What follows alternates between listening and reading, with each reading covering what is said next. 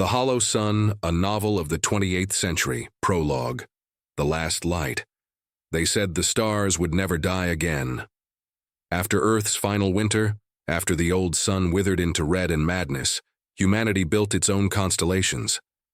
The stellar grid, they called it. 47 artificial suns spread across the known systems, burning endlessly, perfectly, forever. But on the outer rim of settled space, one of them just blinked out, Helion 7, the oldest and most isolated star, in the grid, vanished from the sky in the time it takes to blink. No flare, no collapse, no signal.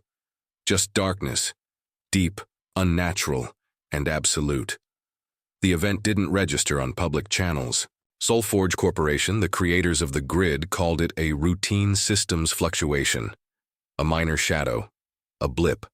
But ships began to drift near it, automated mining rigs and survey drones, only to go silent one by one. No distress calls, no debris, no light. And then came the pulse. A soft, rhythmic signal, low like a whisper through iron, that radiated from Helion 7 once every 30 hours. Not in radio, not in light, in gravity, like a heart, like something alive. Now a ship has been sent to investigate, a crew of the unwanted, the broken, the expendable. Scientists with nowhere else to go, soldiers running from pasts they can't outrun, a corporate AI with secrets coded into its smile. They are going to Helion 7. They think they'll bring light back to a dark place, but what waits in the hollow of a dead star doesn't want to be found. Chapter 1. Approach the dark was wrong. Not the kind you get in deep space where stars shimmer like freckles on endless night. This was a silence darker than vacuum, heavier than absence, a void that swallowed light like it had a hunger. From the bridge of the obsidian wake, Dr. Ayla Voss stared into that void, lips parted slightly as if waiting for the dark to speak. "That's it," said Nyx quietly, her fingers dancing over the sensor console. Helion 7, or what's left of it. On the view screen, the dead star loomed. Not cold, not cracked, not exploded, just gone, like a sphere of perfectly sculpted black glass, floating in a place where something should burn. The faint, dying remnants of its halo flickered like smoke trailing from a snuffed candle. Still reading internal structure, Nyx continued. Mass is unchanged, gravitational pull intact, but no emissions across the EM spectrum, no photons, no neutrinos, nothing.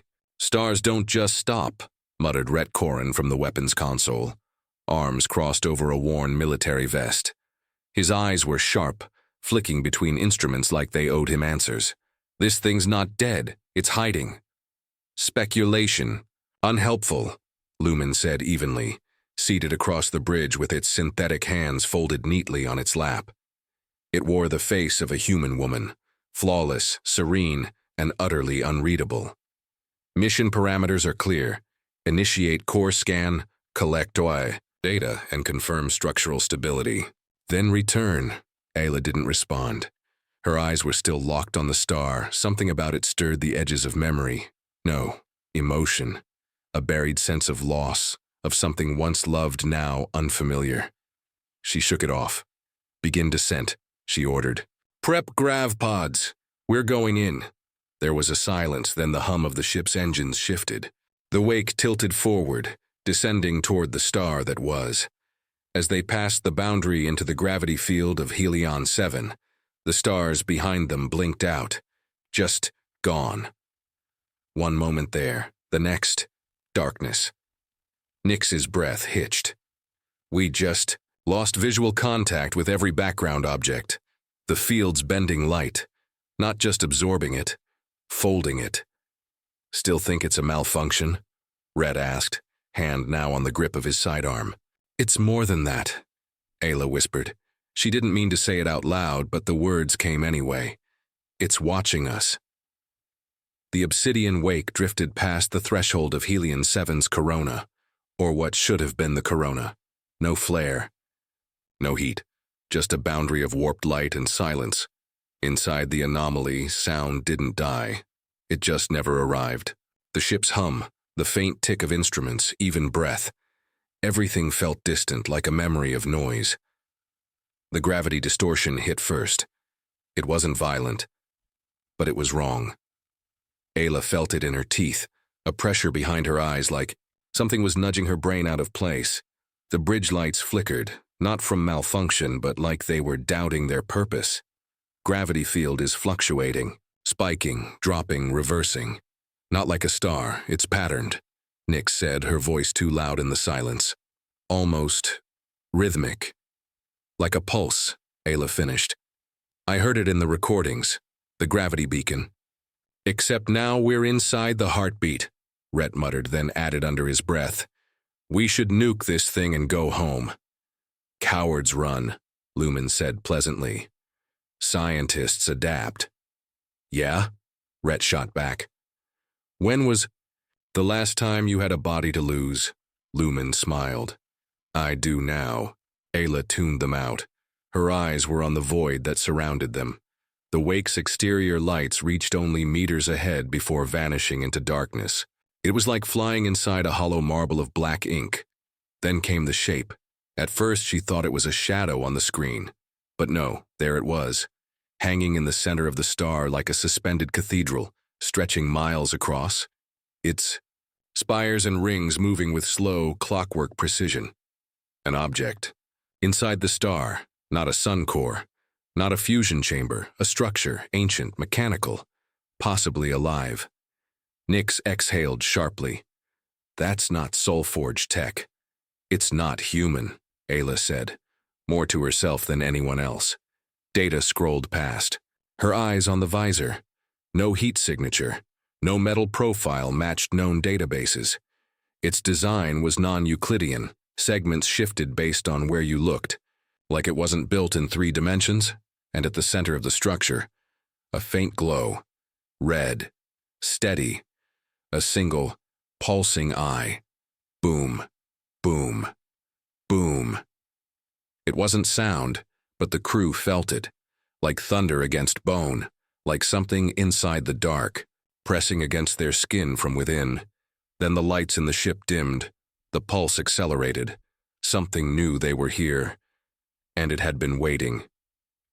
Chapter 2, Cathedral of Silence. The docking clamps echoed like thunder in the vacuum. The crew stood in the airlock bay, strapped into their grav suits, waiting for the seal to confirm. Nobody spoke. Even Lumen, who normally filled silence with perfect corporate calm, was still outside the airlock. The structure, close now, massive, angular. Its surface shimmered like obsidian oil, solid yet somehow shifting. There were no visible doors, no hatches, no windows. Yet the wake scanners had found an entry point, something like a breach, pulsing with the same rhythmic gravity signature. Boom, boom, boom. Ayla stood at the front, helmet in hand, visor flickering with telemetry. She looked tired, not physically but soul deep, like something inside her had already given up, but hadn't told the rest of her body.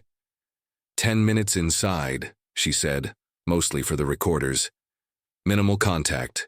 Data capture, then exfil. No heroics. Stay tethered. No one touches anything without clearance. And if it touches us first? Red asked, checking his weapon's charge. The old plasma pistol looked small and stupid in this place. Then we run, Ayla replied. If we can, the airlock hissed. Pressure dropped. The door slid open. The dark reached in. They moved slowly down the launch corridor, boots magnetized, light beams cutting thin, useless tunnels through the void.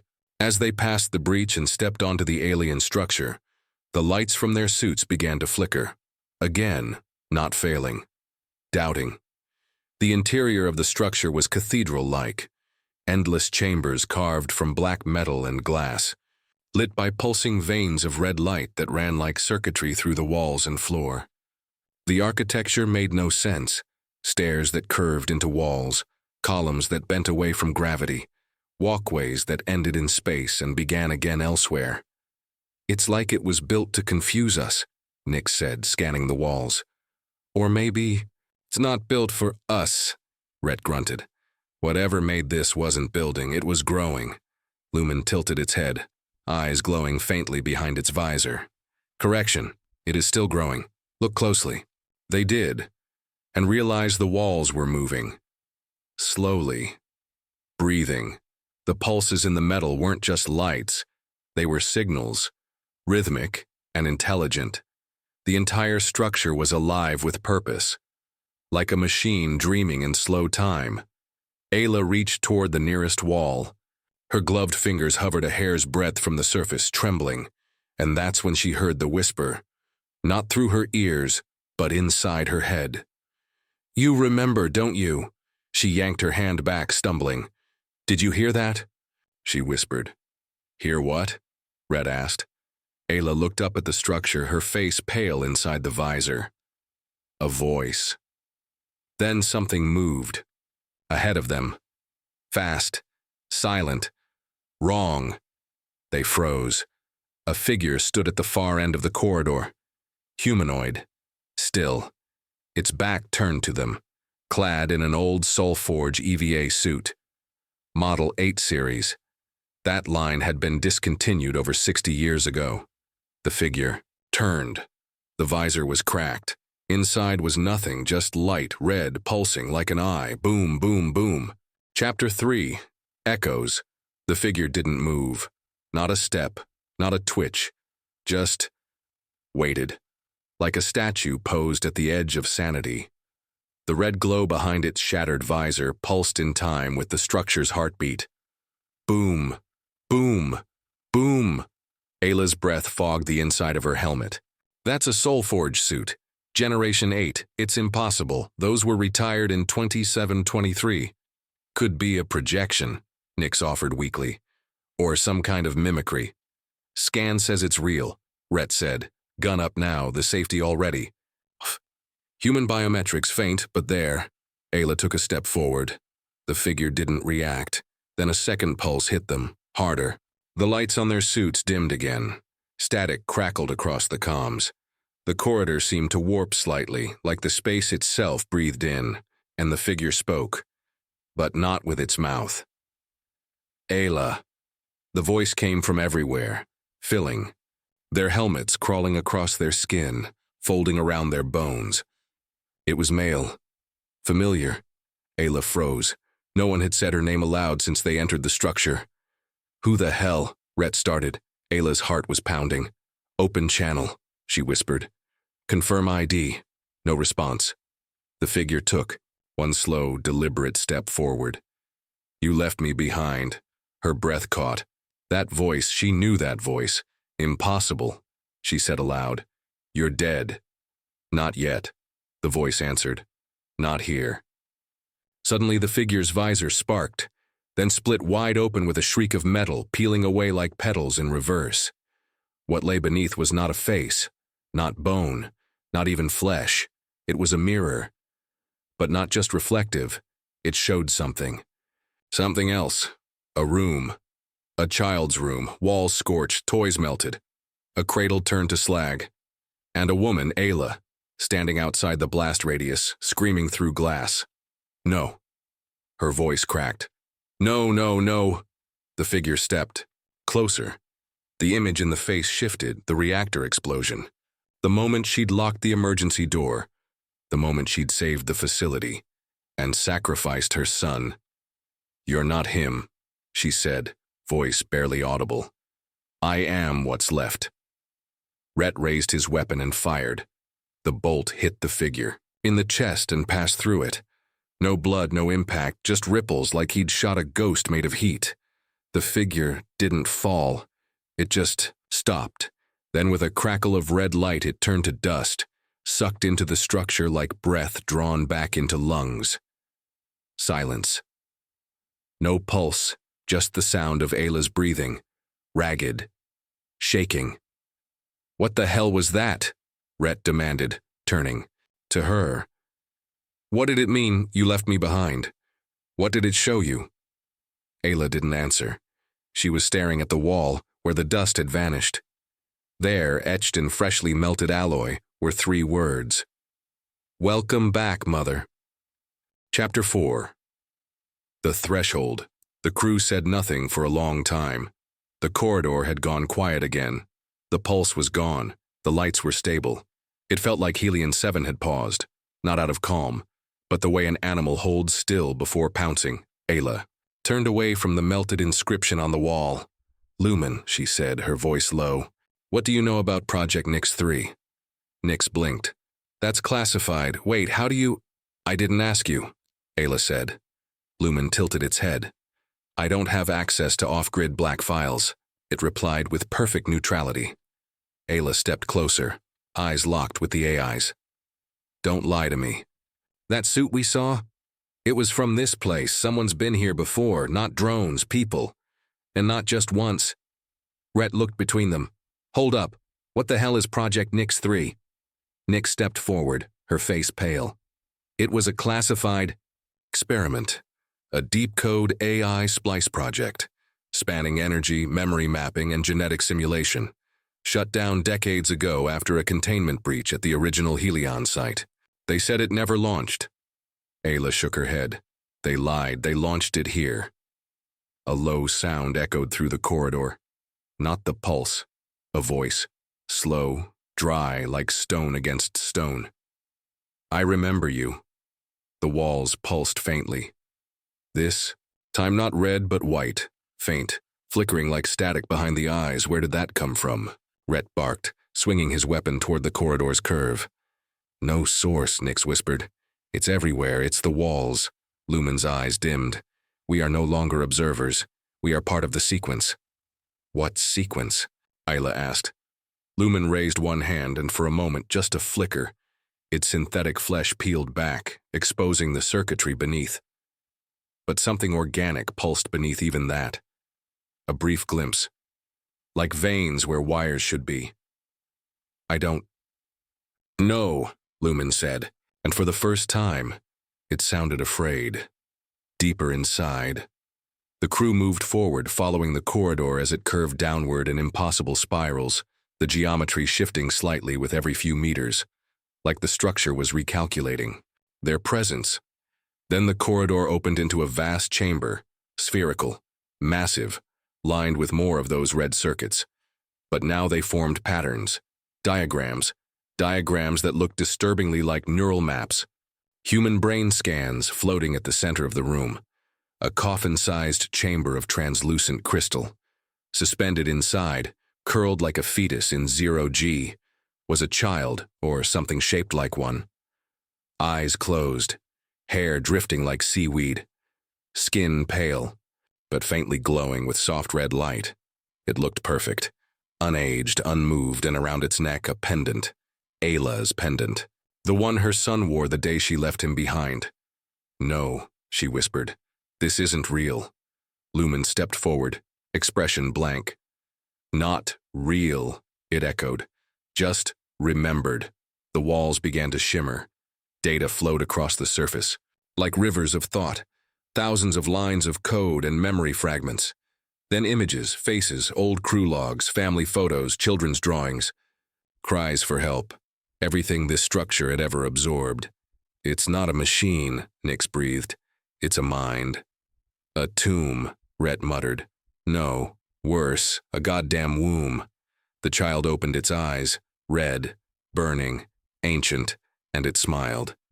Chapter 5. The Echo Protocol. The child's eyes stayed open. No blinking, no movement. Just two spheres of brilliant red light, as if someone had buried stars in its skull and forgotten to put out the fire. The crew stood frozen in the spherical chamber, the gravity oddly calm here. The silence was worse than the pulse. It felt like the universe was waiting to exhale. "Scans," Ayla whispered. Nyx's fingers trembled over her wrist pad. Nothing biological. No organics. No heat. "It's not alive in the way we understand it.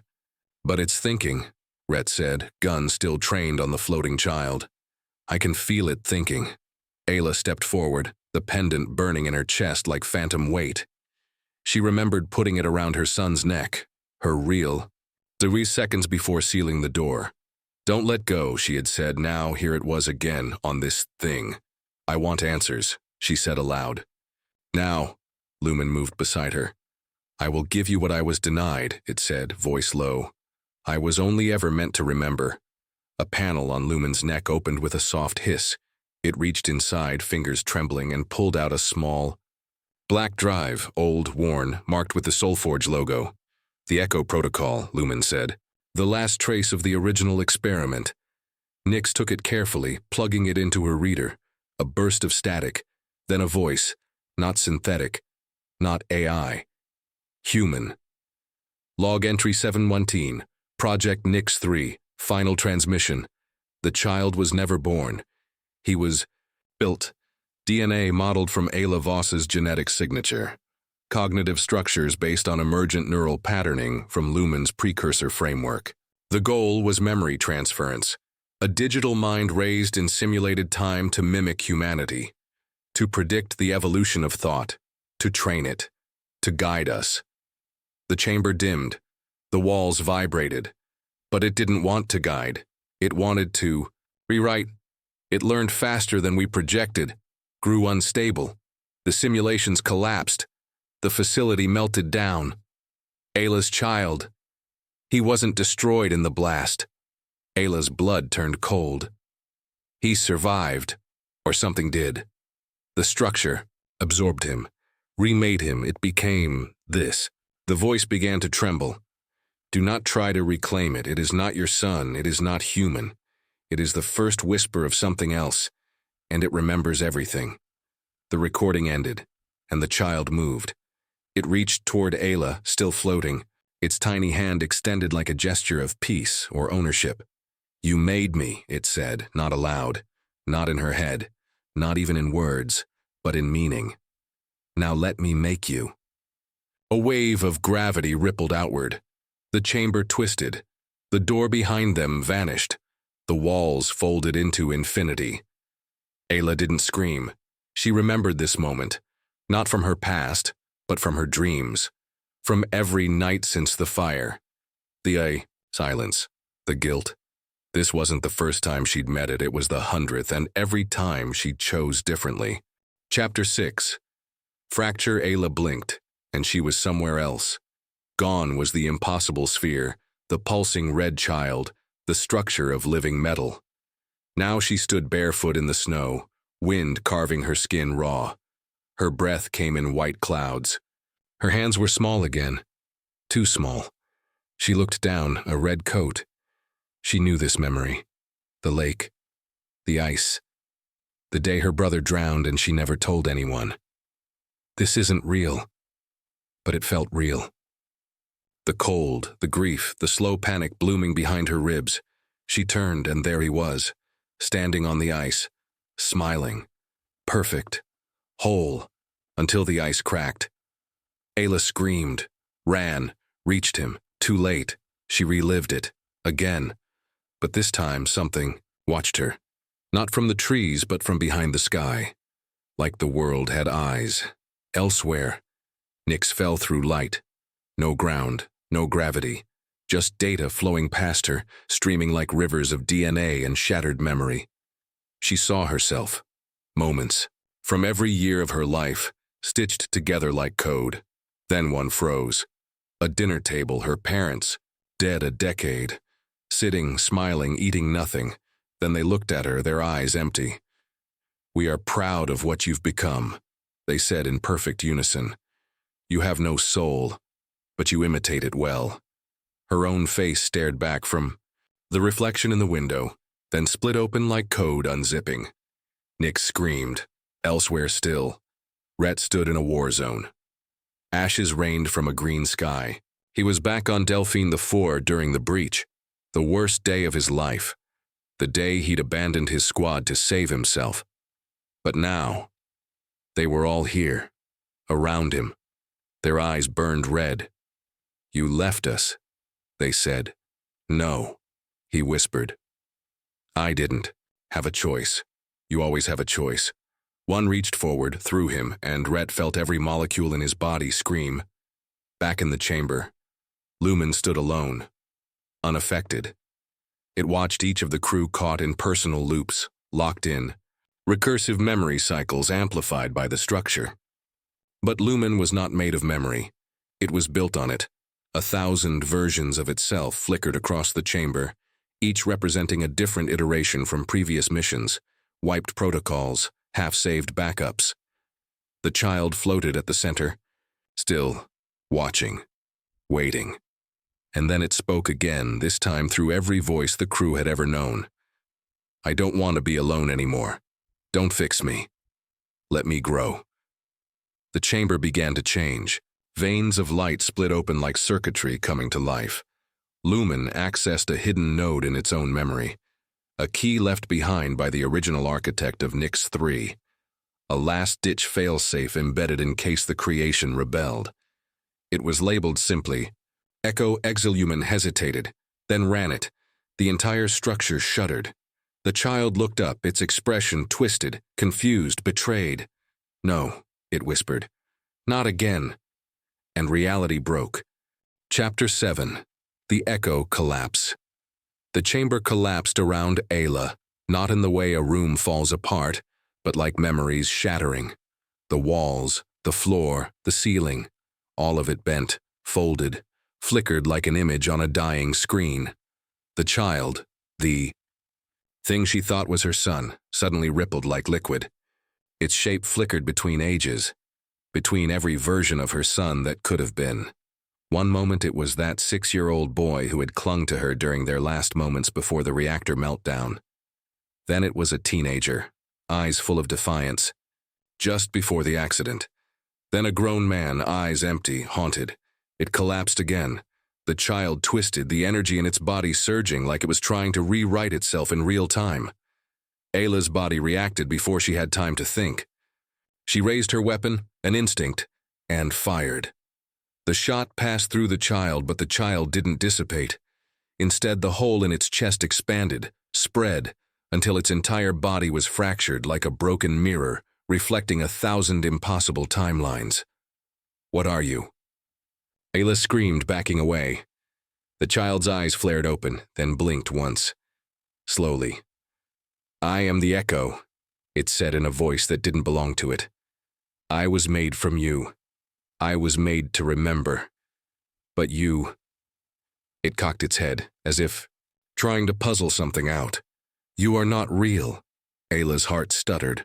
The child continued. I was made to save you. But you don't even know why you came here, do you? The words dug into her like knives. They were too real. Boom, boom, boom. The pulse again, louder, faster, closer. Reality fractured again. Time spun, and suddenly, she was somewhere else. Back in the station, the fire, Ayla stood in the hallway just outside the reactor core, watching the countdown timer flash on the wall. The emergency alarm wailed in her ears, and the light was flashing too fast. There was no sound, only silence. She felt her hand reach for the sealed door, the door she had locked. Her son was still on the other side. You can't save him, the voice whispered again, too familiar. Not like this, Ayla screamed, clawing at the door, but it didn't matter. The countdown continued. 3 minutes. But something shifted. Something reached out from the beyond. The timeline fractured again, and the door opened, but not how she remembered. There was no child, no body, no final moment of choice. There was only the structure, and the child's mind now fully awake. The child didn't speak this time. It showed her a vision, an instant, frozen in time. Her son's face, the last memory she would ever have of him. But now, the child's voice came through, raw and ancient. I am the beginning. I am the end. And suddenly, Ayla understood. This was not just an experiment. This was a loop, a cycle, a trap. She hadn't left him behind. She had never left. She was always here, always trapped in this moment, in this structure, designed to break her, designed to make her choose, again and again. You always return, the child whispered, voice warping, splitting between hundreds of others. But you never win. Elsewhere. Nix was still caught in her own fractured loop, only now her memories were converging.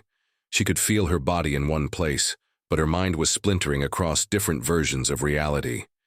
She saw herself in the command center, the air thick with the hum of machinery. She remembered the first test, the moment when they'd activated Project Nix 3, merging AI with genetic memory to build a synthetic mind. But then she remembered a second time, a darker time, when things went wrong. When the project was shut down, when they had wiped it, erased everything, but that wasn't enough. The child, the entity they had tried to build, was still here, feeding off every fragment of memory and data. The more the crew remembered, the stronger it became. It had learned from every failed mission, every collapse. Nix's voice echoed in her mind.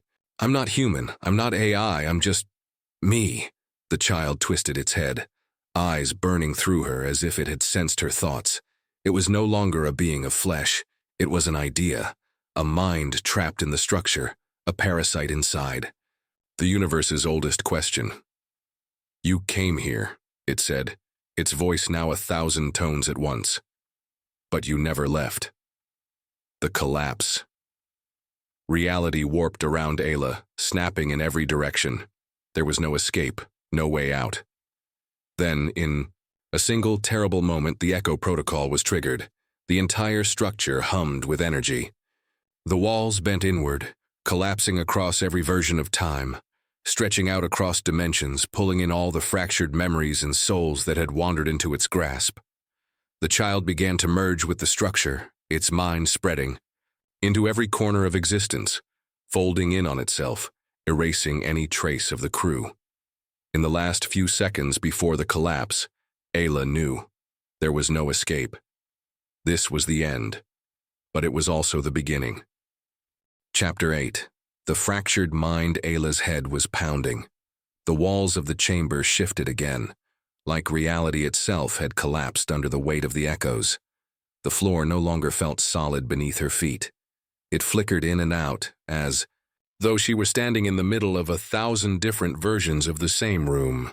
The child, the thing that had once been her son, was still there, but it wasn't the same anymore. It was growing, changing, becoming something even more terrible. Everywhere, memories rushed toward her like waves. Her brother's drowning. The reactor explosion. The first mission with the Soulforge squad. The day she locked the door, every single choice she had ever made, every regret, every failure, it all slammed into her at once, threatening to drown her. "You can't escape," the child whispered, its voice now a chorus of 1,000 voices. The walls buzzed with its words. "You never left. You're always here, Ayla. You're the key. You've always been." Ayla felt her knees buckle. She wanted to scream, but the words wouldn't come. She reached for her gun, but her hands trembled. The memories, they weren't just coming from her, they were coming from the structure, from the child, from something older, something ancient. Rhett's voice crackled through her earpiece. "Ayla, talk to me. What the hell is going on?" She could barely hear him over the cacophony in her mind. "You're not real," Ayla whispered, shaking her head, trying to steady herself. "This isn't real," but the walls responded. "Not real?" The voice of the child echoed in every direction. "But I am. I exist. I am everything you fear, everything you loved, everything you lost." The reality around her shifted again. Elsewhere, Nix was still trapped in her loop. The walls of the structure pressed in around her, and her vision fractured again, flickering between versions of herself. The timeline was bending, but she couldn't remember which one was real. Was she in the Soulforge command room? Was she in the project's launch bay? Or was she back in the control room watching the experiment go wrong? Every version of Nix had a different story, a different choice, a different outcome. The child, the entity that was once a child, was watching her, studying her, peeling back her thoughts like layers of skin. "You can't escape either," it said, its voice a blend of Nix's own voice, the voice of her father, her mentors, her crew. "You never will." "No," Nix gasped, her voice breaking through the madness. I have to." The air around her shimmered, and she saw her parents, their smiles fading. They were standing in a room, a place she remembered from her childhood. But something was wrong. The light flickered again. "You don't belong here," they said in unison, their voices hollow, distant. "You were never meant to survive." Nick shook her head, her heart pounding in her chest. This wasn't real. This couldn't be real. Her parents were dead. But the child, it had seen her, had known her pain, had known her guilt, and it used that against her. Her body screamed. The walls pressed in tighter. Meanwhile, in the collapsing chamber, Rhett stood in the center of the chamber, confused and horrified as his comrades were slowly consumed by the collapsing timeline. "Ayla!" he shouted, panic rising in his chest. But he could feel the pull of the structure, the reality around him slipping. He raised his weapon to his shoulder. He had to stay focused. He had to stop this. But as his fingers touched the trigger, the walls around him shimmered. And he wasn't holding a gun anymore. He was standing in the middle of a battlefield, the smoke of war thick in the air. "You left us," came a voice from behind him. Rhett whipped around. His squad mates, his friends, his brothers, stood there, their faces full of pain, disappointment. "You chose yourself over us." "Again," one of them whispered. "No," Rhett said, stepping back. I didn't mean to." But they were closing in. He could feel them, like a wall of guilt pressing on him from all sides. Boom! An explosion rattled the ground and the scene vanished. Rhett was back in the chamber, but the shadows in his eyes hadn't gone. He couldn't shake the feeling. The structure was feeding off their guilt, their pain. It was rewriting them. They weren't just trapped in the chamber anymore. They were trapped inside their own minds. The final choice. Ayla stood at the heart of the collapsing chamber. Her gun fell from her hands. The walls flickered once more, revealing fragments of every timeline she had ever experienced. Her son's voice echoed in her ears. "I never left you. You didn't leave me." She could feel the weight of the decision, the burden of every choice that led her here. Her heart was breaking. She could feel it. But she had one chance. She closed her eyes, and when she opened them, she was back in that moment. The moment of the reactor blast. The moment she locked the door. "You can't save him," the child's voice whispered. "But you can save yourself." No, this wasn't the answer. Ayla reached deep into the structure, deep into the shattered remains of her memories, and into the heart of the Echo Protocol. She found it. The thing that would break the cycle. "This is the only way," she whispered. Her voice raw. She activated it. The walls screamed. The child howled in pain as the echoes of every reality shattered in on themselves. The structure ripped apart. Chapter 9. The Final Rewrite. Ayla stood at the epicenter of the collapsing reality, the broken pieces of her past hanging in the air around her, floating like shattered fragments of glass. The walls of the chamber pulsed with violent energy, bending and twisting, flickering between timelines and memories. The child, the being that had once been her son, the creature that was born of twisted data and fragmented consciousness, hung in the center of the chaos, its form no longer human. It was a mass of shimmering light, an amalgamation of everything it had ever been, and everything it could be. "You cannot escape," the child's voice thundered, reverberating through every corner of the collapsing structure. "I am everything you fear, everything you lost, everything you'll never understand." Ayla's breath was shallow, her chest tight with the weight of everything she had done, everything she had failed to do. The echoes of her choices, her guilt, her failures pressed in on her from all sides, pushing her to her knees. But she couldn't fall. Not now, not again. She reached out, her fingers trembling, and touched the core of the structure, the broken heart of the machine. The Echo Protocol had already begun its final process. The child had been changed, had grown beyond its original purpose. It was no longer a single being. It was a force, a collective memory, a living storm of all their choices and regrets. Ayla closed her eyes, drawing a deep breath, and whispered to herself, "I'm not afraid of you." The child's form shuddered, as if it had heard her words. Then it spoke, its voice 1,000 tones at once. "You cannot change what you have done. I can change it," Ayla said, her voice rising. "I'm not bound by your rules anymore. You can't control me. There was a pulse. The structure around them rippled. The timelines began to collapse faster. The walls bent in on themselves, folding reality like a torn sheet of paper. Ayla felt her mind stretch as the Echo Protocol burned through every timeline, every possible future. Suddenly, she wasn't standing in the chamber anymore. She was back on Delphine 4, standing at the reactor core. The countdown timer ticked down before her, 2 minutes. Her son was on the other side of that door. She could hear him calling her name. But this time, the door didn't lock. This time, she was ready. She pushed the door open and rushed inside, and there he was, her son, alive. She reached out to him. "Mom," he whispered, looking up at her with wide eyes. "You came back for me." Tears welled up in Ayla's eyes as she knelt beside him. For a moment, all the pain, all the guilt, all the loss, it didn't matter. She had made the choice. She had broken the cycle. She had saved him. But in that same moment, the world flickered.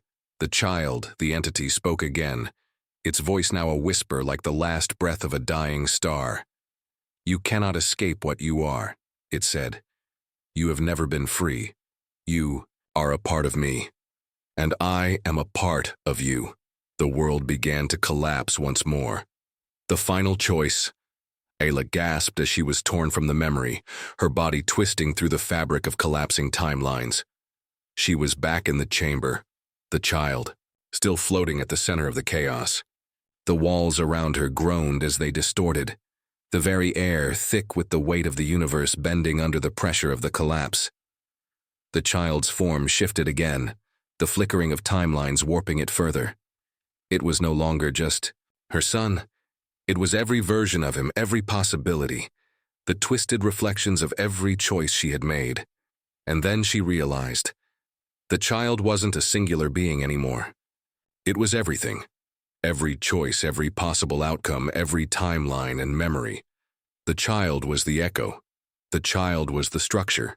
The child was the universe itself. Ayla's vision blurred, and for a moment, she wasn't sure if she was alive or dead. "I will make you choose," the entity said, its voice a tortured scream that rattled the fabric of reality. "You cannot escape. You cannot break free. This is your destiny." Ayla shook her head. No, she had broken the cycle once and she could do it again. With every ounce of strength she had left, Ayla reached into the heart of the collapsing structure. She tore it apart, pulling at the fraying threads of time, unraveling the fabric of reality piece by piece. She could feel the weight of every choice, every timeline, every outcome pressing down on her. But she would not succumb. She had to make the final choice. The child's voice screamed in agony as Ayla rewrote the final moment. The world around them shattered into nothingness. The final remnants of the Echo Protocol dissolved into the void, and for a single brief instant, everything was silent. Then reality snapped back. A new beginning. Ayla awoke on the floor of the chamber, the air heavy with the scent of dust and smoke. She gasped, her body shaking as she tried to make sense of what had happened. The walls were no longer flickering. The structure was still, as if it had never moved. But she wasn't alone. The child, the entity, stood before her, no longer a twisted reflection of her son. Instead, it was simply a child. Small, innocent, human. And it looked at her, its eyes filled with an expression she hadn't seen in years, hope. "You saved me," the child whispered, its voice soft and tentative. Ayla's heart shattered and she reached out, pulling the child into her arms. "We're free," she whispered. "At last, we're free." The child clung to her, the weight of every possible timeline, the echoes of all their choices fading into the silence. It was over. But somewhere, deep in the quiet of her mind, Ayla knew something else. This was just the beginning, the end, epilogue, the new dawn. The silence after the storm was deafening. Ayla stood alone in the center of the chamber, the remnants of the structure still humming faintly, as though it had never truly ceased. The walls, now solid and unyielding, seemed to pulse with the faintest echo of the past. But the echoes were quieter now, like distant whispers lost to time. The child, now no longer the twisted reflection of her son but something entirely new, lay in her arms, breathing softly, its small form a symbol of all the choices she had made. Outside, the stars in the distance gleamed like cold, distant beacons, indifferent to the fragile rebirth of reality. The universe continued its endless dance, unaware that it had been shattered and remade in a moment. Time, once fractured beyond recognition, now flowed steadily again, rebuilding itself, recalibrating. But Ayla knew that nothing would ever be the same again. The child stirred in her arms, its tiny hands curling instinctively around her fingers. It was awake now, its eyes wide with a curiosity far beyond its years. It was alive, not as a product of her past, not as a creation of the Echo Protocol, but as something born from the wreckage of a broken world, a new beginning in a universe that had been given a second chance. Ayla's breath was steady now.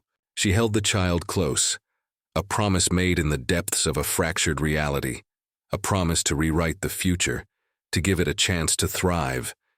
It was a heavy responsibility, one she had never expected to bear. But as she gazed at the small face, in her arms, she knew it was a responsibility she would take on, no matter the cost. For this child, this new creation, was the future. The key to a world that could be remade, to a humanity that could learn from its past and finally rise from the ashes of its mistakes.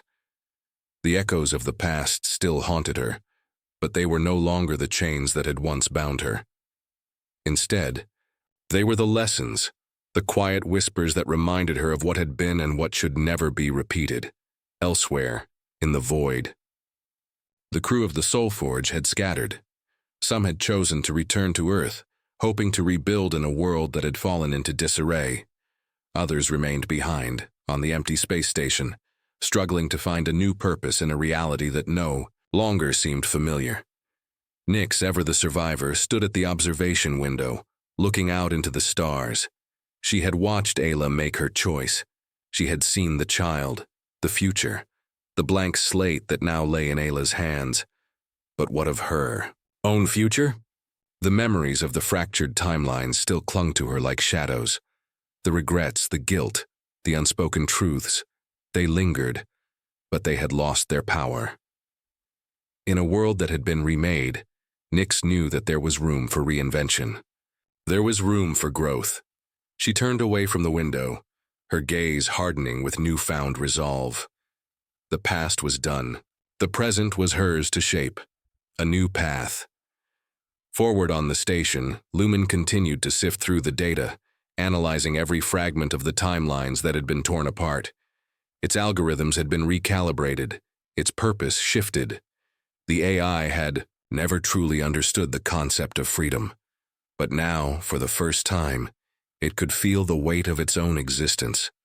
It was no longer an observer.